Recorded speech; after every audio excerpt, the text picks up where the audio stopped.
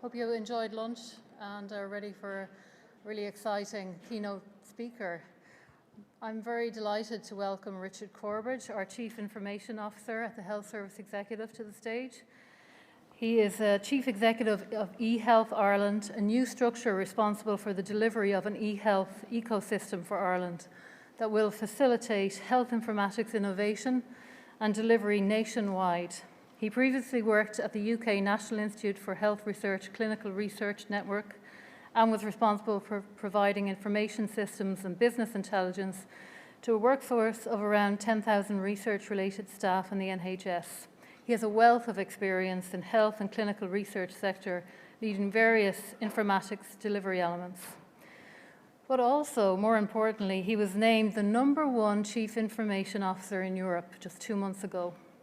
So we're very honoured to have Richard here with us today. Thank you.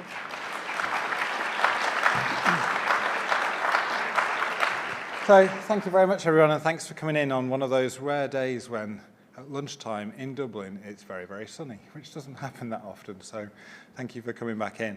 It's interesting, I don't know whether this happens in the countries you're from, but in the UK, at around 16 years old, you're asked to fill in, or you used to be many years ago when I was 16, you're asked to fill in a questionnaire. And the questionnaire would reveal to your careers teacher the role that you should have when you grow up.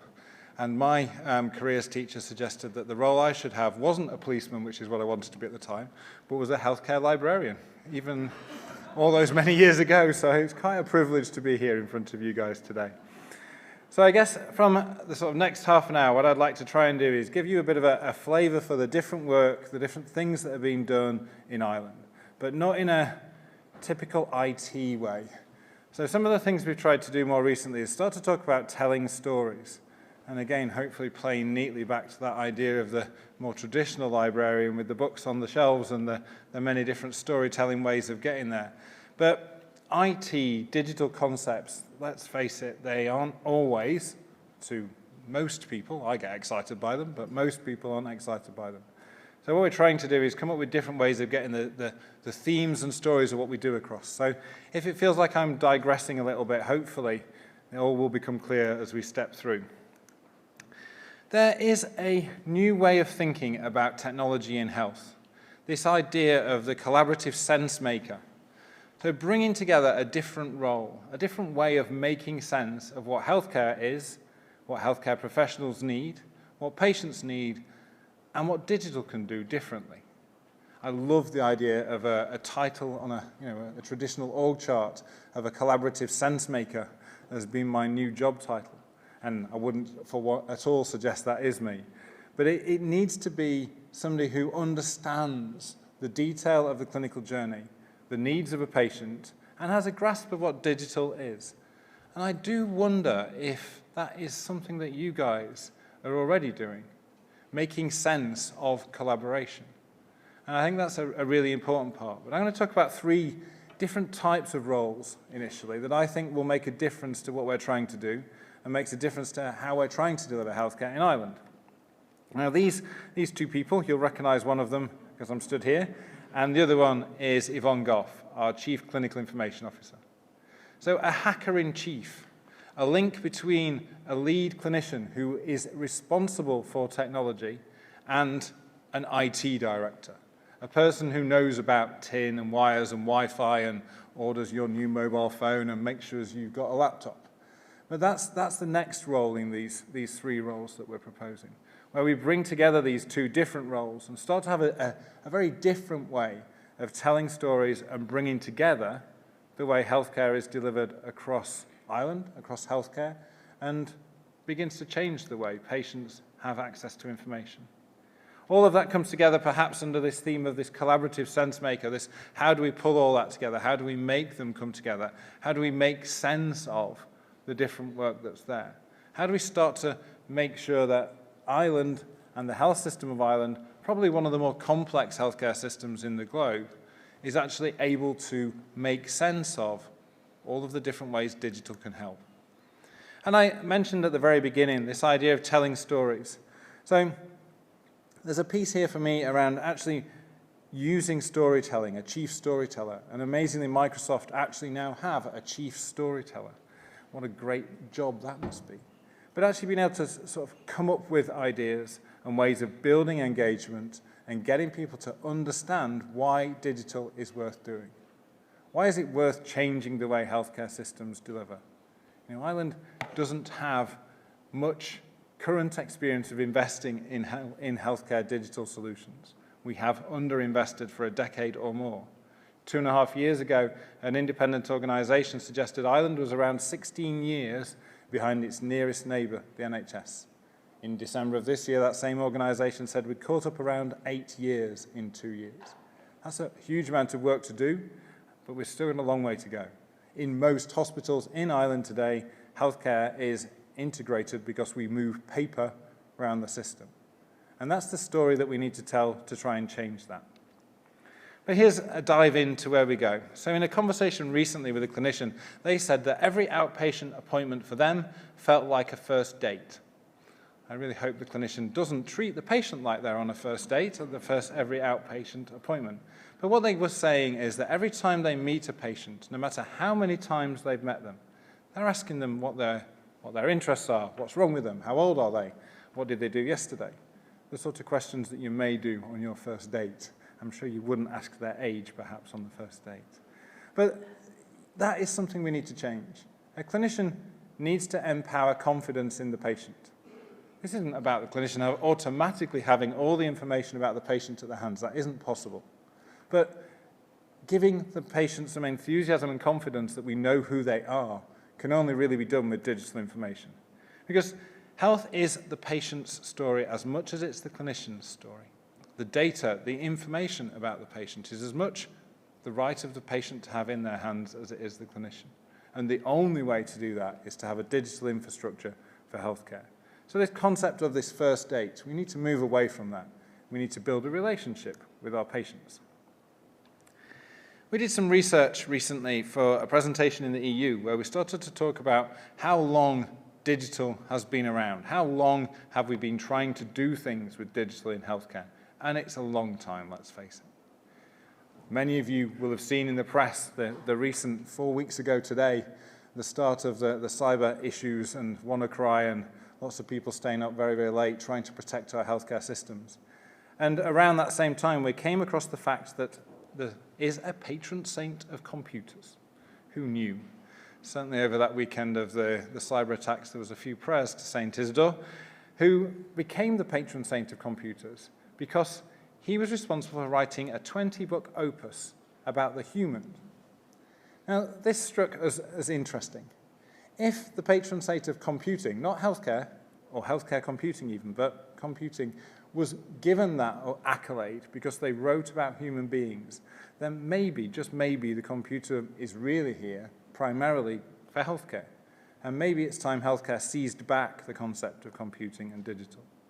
But certainly next time there's a cyber attack, next time we have a problem on the help desk, some of our guys are now starting to just have a little shout out to Saint Isidore.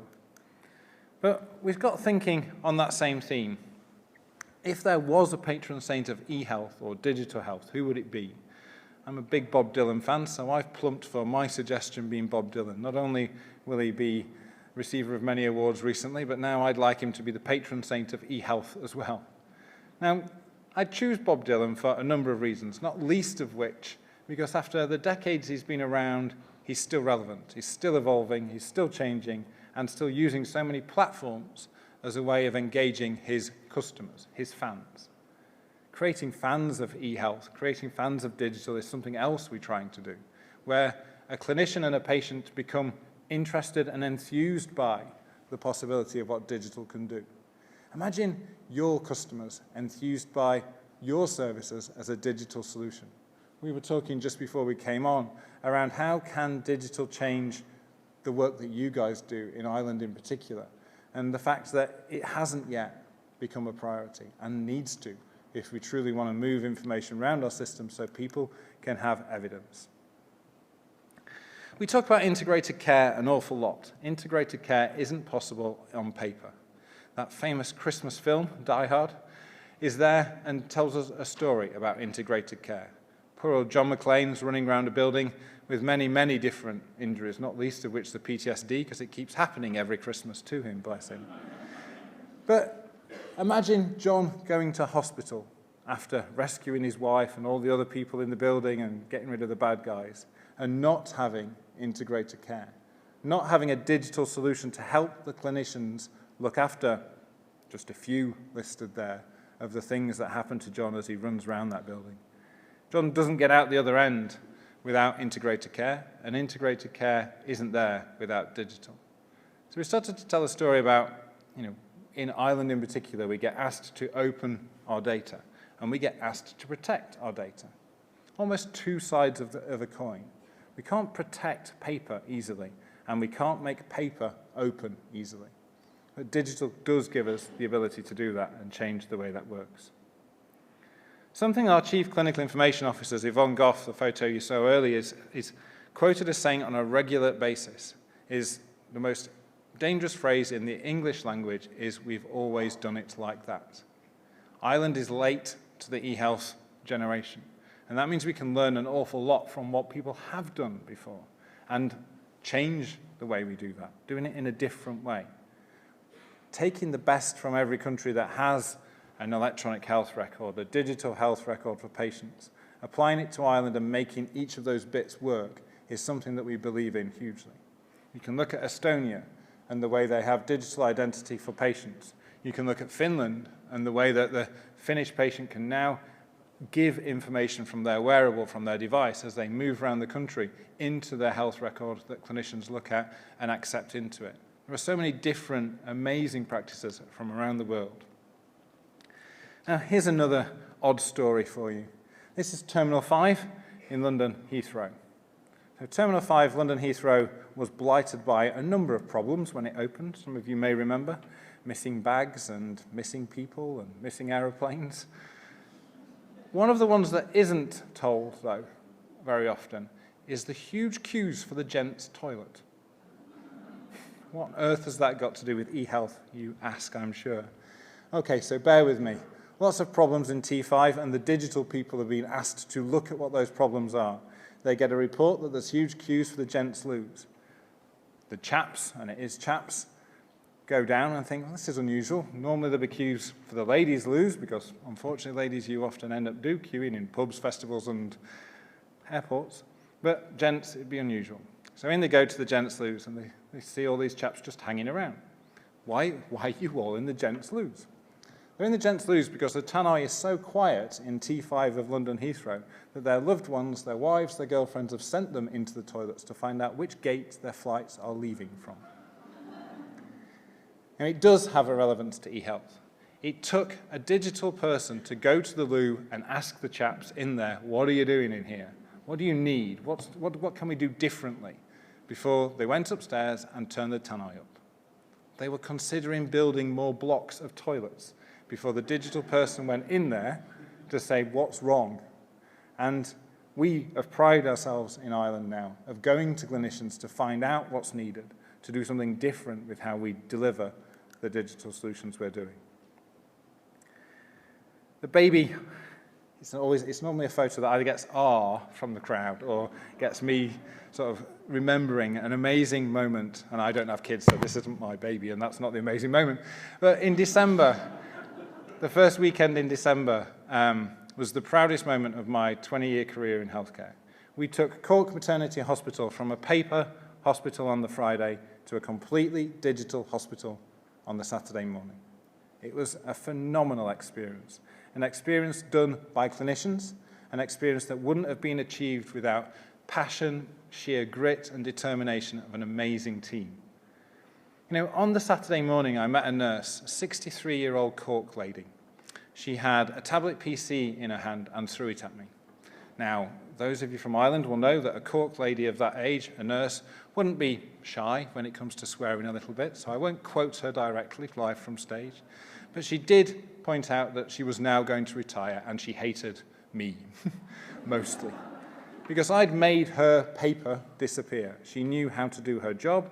She wasn't happy with the 5 days training she'd been on, and she was not going to stay working as a maternity nurse anymore. I met her again and ducked on the Sunday. She turned to me on the Sunday and said, "I have no idea how I did my job before you put this system in here." It was an amazing moment, because a lady who had worked her entire long career committed to the care of children, newborn children and mothers, had taken digital and hated it, and within 2 days had realized the difference it could make to how she delivered care. So I think it shows us another story, that actually this is doable. It's possible to make this happen in Ireland. One of the saddest days of my career recently, and certainly in Ireland, was this week, was to see one of our newspapers start to describe this as a disaster because of the amount of money that it's cost to do this. It's cost around €280,000 to make Cork Maternity Hospital become a digital hospital each year. That's not a lot of money to move from paper to digital. For an ICU that on the Saturday night had 40 babies in it. And before digital, that was done with pens, rulers, and flip charts, and is now done with Internet of Things, with digital solutions, and with tablet PCs. I'm still extremely proud, despite the newspaper article, of that achievement and doing that. That now rolls out into every maternity hospital in Ireland over the next 2 years. Ireland will be the first country in the world to have a single maternity service supported by a single maternity digital system, something that our services need, but something that we're now very proud of. In a similar way, 2 weeks ago, Ireland went live with its individual health identifier. A very simple solution. If nothing else, it's a bank account number for healthcare. It's not the greatest terminology to use, but it's the simplest way of putting it out there. We can now simply identify digitally every patient in Ireland. It's not rocket science. It shouldn't be that hard to do. It shouldn't even be something we particularly celebrate. It should be the most foundational element of what we're doing. But we, again, now build these blocks, these foundations to put things on top to start to truly deliver a digital healthcare service. Over the last 18 months now, we focused on 3 clinical areas in particular: epilepsy, haemophilia, and bipolar disorder. We've invested money to try and change the way healthcare is delivered because of these illnesses in these areas. Epilepsy in particular has been fundamentally innovative in how it has delivered patient care with digital solutions. A patient with epilepsy in Ireland now can use a patient app to report and record to their clinician their frequency of seizures, their type of seizures, their drug interactions, the things they've taken and not taken. A patient in Ireland can now see the genomic sequence, if they've opted to have one, of their epileptic areas. They can see the geneticist's opinion of what they should and shouldn't have around that. The fact that geneticists in Ireland now are part of the multidisciplinary team for the care of epilepsy means that the change in the way that epilepsy care is fundamental. We've seen a small number of people who would have had seizures every day of their lives. Their lives are changed by a genomic sequence and the ability to understand the type of epilepsy that's there. You know the way we work out what sort of drug to give a patient with epilepsy? We keep trying all the anti-epilepsy drugs until we get the right one. By sequencing the genome, analyzing it, and giving it to a clinician, we know which type of drug, in most cases, to give the patient. If nothing else, that saves $5 million a year on trying drugs that don't work. In haemophilia, we now have the ability to do supply chain management, one of the most simplest things in the retail industry, but literally making sure that the right treatment is in the fridge of the patient at the right time, without them needing to go to hospital or a doctor. An app on the phone, a barcode scanning system, and a way of knowing what's there and when. And then in bipolar disorder, a piece of artificial intelligence on your phone that knows, because you've consented, where you are, what triggers your bipolar disorder. The patient that helped us design this commented to us that when he's on the verge of mania, he will spend his money, an awful lot. And he'll spend his money, for those that don't know, a very posh shop in Dublin called Brown Thomas. The piece of artificial intelligence on his phone, if he goes into Brown Thomas more than 3 times in 1 week, texts him and says, "Are you okay? Do you want to talk to your clinician?" I did suggest that I probably should do the same app, or certainly maybe my wife should have the same app. But it has made a massive difference and continues to help understand how to deliver care in a different way. One of the things I said I would do when I came to Ireland in the early spring of 2015 was change the way the HSE integrates and interacts with startup organizations. And we came up with a number of different ways of doing that. We were talking earlier around the ecosystem, a group of around 300 people that come together 3 or 4 times a year to help us answer problems we have. We have the ability now to connect to startups in a different county of Ireland on the first Tuesday of every month.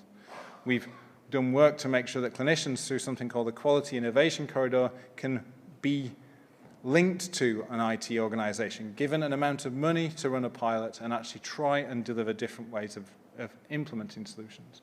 And then health tech, a piece of infrastructure put in place with the NDRC within Ireland recently to enable startups to come together and understand how they can deliver and how can they achieve an investment rate to actually begin to put solutions into place. All of that comes together because we need to engage people in a different way. And this is one of my friend's daughters. She helped do these slides a good little while ago now. But B helped me because we were trying to come up with 3 different words that describe the 3 different types of people. And we came up with evangelist, skeptic, and pragmatist. So for me, I'm an evangelist. And when I first brought my team together in March 15, 288 people in the room, and I asked a show of hands for each of these areas, I was the only hand for evangelist, which made me feel quite lonely at that point in time. But an evangelist, as a type of person from a digital health point of view, to me is about how do we bring people on a journey. But we have to be very careful in that role that we don't talk about digital health so much that it becomes a eulogy for where we're going. The skeptic is probably the most common in Ireland, in our clinicians, from a digital health point of view, because they've heard this before. They've heard stories of how it's going to change before, and if we can bring them on side, if we can use them, then a skeptic can absolutely begin to help us do what we need to do. And the pragmatist people, the people that we need to take on the journey, the people that, when I asked B to pull the face of a pragmatist, she decided that was when her mum says she has to wear an apron to do her painting rather than just going for it with her hands. Now, what B did also say was a pragmatist to a 6-year-old girl is somebody that gets things right. So it was fascinating for a 6-year-old to come up with that, because I think pragmatists in IT are our biggest asset as we start to deliver a different way into health of how we work.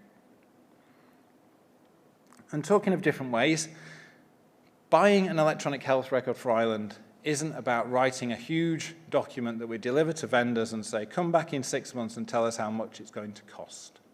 In Ireland, we decided to create what we've called personas, a large number of fictitious people with names, sexes, ages, interests, things they do, things that are wrong with them, how they're clinicians and what they do. And indeed, some of you guys are represented from a point of view of personas from your business area.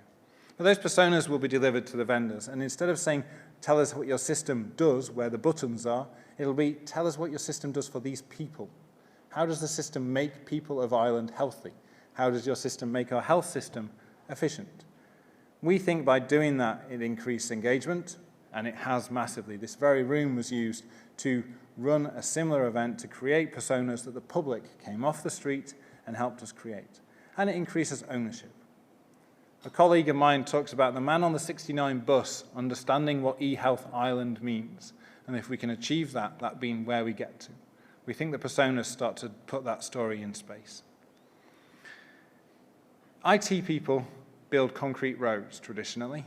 Clinicians and patients cut across the grass. And this is where we need to avoid. This is the strongest story from the US recently, is if we just let IT do it, it won't be right.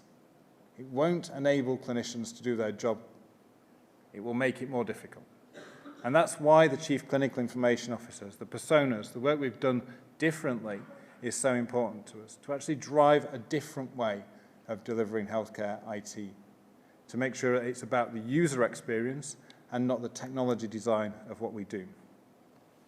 Because this is our starting point. This is a hospital out west in Ireland. The room that you see on the pictures is the room for yesterday, today, and tomorrow's patients that they know are coming in. I've been to most of the hospitals in Ireland now. I was here a good year ago when I took these photos. Quite a shocking moment as a lady came running in, climbed up the shelves, ran out with a folder about so fat, I asked her where she was taking the folder. She needed to get it to a clinician because a clinician knew that on page 109 was a yellow post-it. They knew it was on page 109. They knew it was yellow. They didn't know what was written on it and needed to know what was written on it. Digital will take that away, but a big lesson learned from a UK organisation who did something similar recently. They digitized all that paper. But at the final moment, they nearly ran out of money. So they decided rather than doing it in colour, they would do it in black and white. The fact the post-it was yellow mattered an awful lot to the clinician. If you do it in black and white, you ain't got yellow anymore. And that's another lesson for us. We need to, again, listen to clinicians and get it right. An electronic health record for Ireland isn't one big system to fix them all. I don't think the HSE would be allowed to be in charge of such a programme. And it wouldn't be right to have such a programme. Electronic health record for Ireland is about sharing information.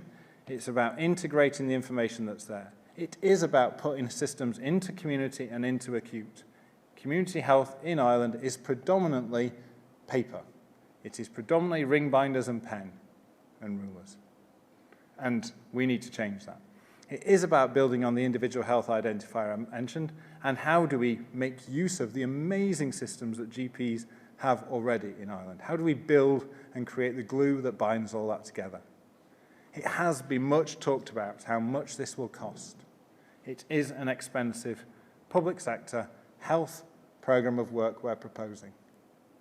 And Easter of last year, for those of you not in Ireland, Easter last year was a big celebration, 100 years of Ireland not being associated to English people, says the English man on stage delivering healthcare technology to Ireland. The amount of money that the business case for an electronic health record for Ireland leaked into the media at Easter of last year. And the headline that the media made of that was, English CIO wants €1 billion of Irish taxpayers' money. Easter Sunday, the anniversary of Ireland kicking England out of it was a fascinating day for me, I can assure you. But what does that mean? It means there is now a business case that is 13 months old. We're still trying to work out how and what process we need to go through to publish that business case. And that's why it feels a little bit like Mike Tyson's been and punched us in the mouth. Because we have a business case that describes the benefits, the costs, and how we will do this. But 13 months later, we're still waiting to understand how we can fund that and how we can make that happen, which sometimes feels like a shame. Meanwhile, we're still delivering a lot of the foundations. Meanwhile, we're making a difference, we hope, to how healthcare is delivered. But we need that business case to move through. Because actually, to do all this, we need to actually start the journey, because this isn't an 18-month journey. This is 10 years that it will take to digitize the healthcare system. eHealth Ireland isn't a program with an end date. Once you start investing in digital, you need to continue investing in digital. I want to get to the point where we talk to you guys about how we invest in digital in what you do. And we can only do that once we've started the EHR journey and begun to move that forward. So I leave you with another quote. For every complex problem, there is an answer that is clear, simple, and normally wrong. We don't have a simple answer, and it's certainly not clear, which is why we use the stories that we do to try and get the message across. But there is an answer out there that we can all work together to come to. Hopefully that's been useful, and I think it'd be good to get some advice, guidance, rocks, rotten tomatoes, questions more generally, anything that you want to throw at us or offer in help. Thank you very much.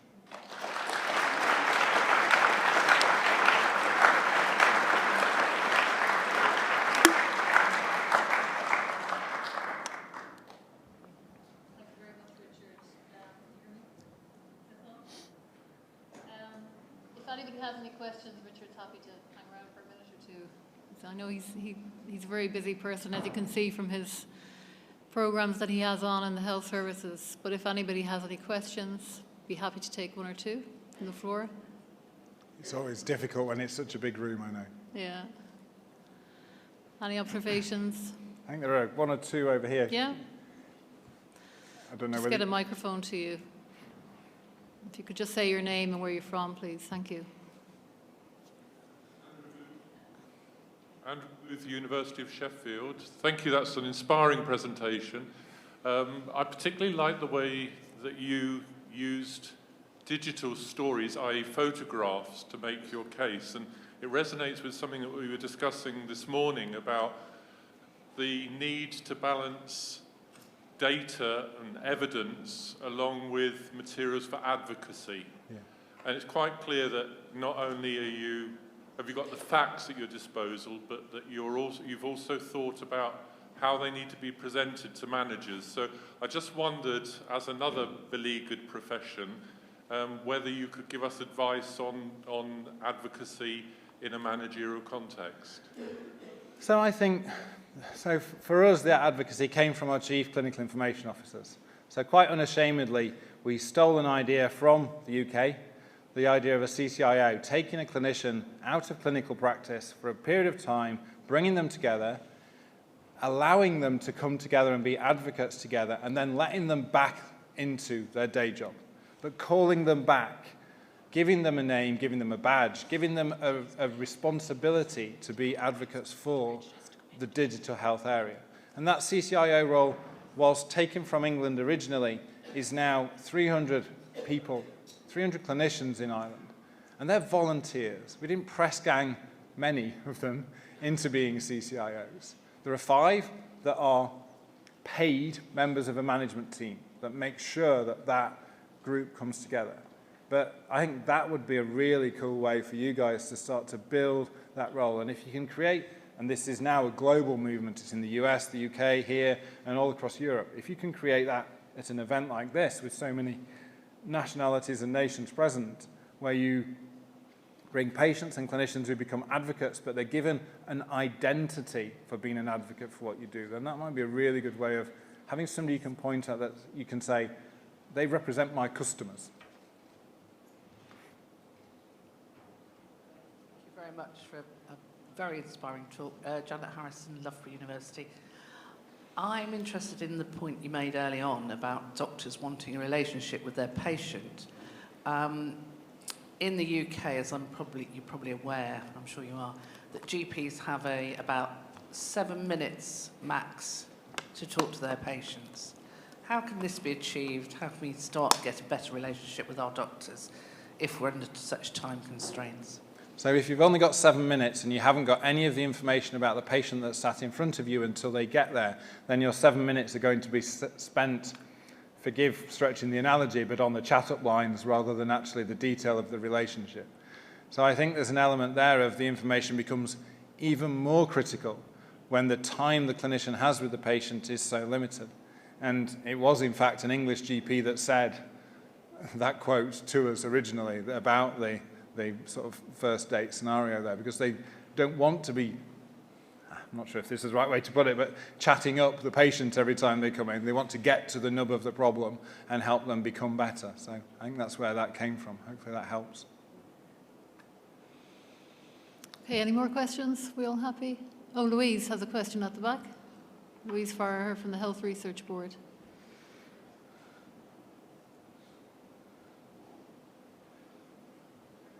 It's really, really informative. Tricky question for you, but how do you see in your role in eHealth Ireland integrating health information services as delivered by health information professionals and librarians into Digital Health Ireland? How does that work in your, I know you're very concentrated on electronic health records at the moment, but 10, 15 years down the line, do you see libraries being integrated into electronic health? I think they have to be. If we want to turn, we talk about the different areas of data. So we collect data. We need to turn data into information. That kind of makes sense to everybody. But once we've got information, we then need to educate people. We need to deliver insight to clinicians, to patients, to policymakers.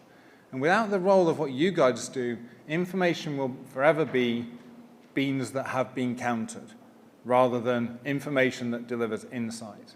And I think that's where that is important. And when we look at an electronic health record or the other systems we're doing, we need to understand how that integration will happen. And yes, it may take 10 years for an EHR, but I wouldn't want it to take 10 years before anybody starts to look at how we turn the information you guys have and make that useful inside an EHR, making insight possible at the point of care, not just as part of an education or a continuous improvement process, would be a huge, huge benefit for us all. If that's the last question, I'd just sort of like to say a big thank you for inviting me to do this. It's a great opportunity for us to be in front of so many people. The slides, I'm sure you guys can get hold of the slides, email addresses, Twitter handles, and all the usual ways of getting in touch are there. Please do get in touch if you've got any ideas, any thoughts, any things you liked, any things you didn't like. It's always interesting to get more views, and enjoy the next few days and the lovely sunshine today. Thank you very much. Thank you.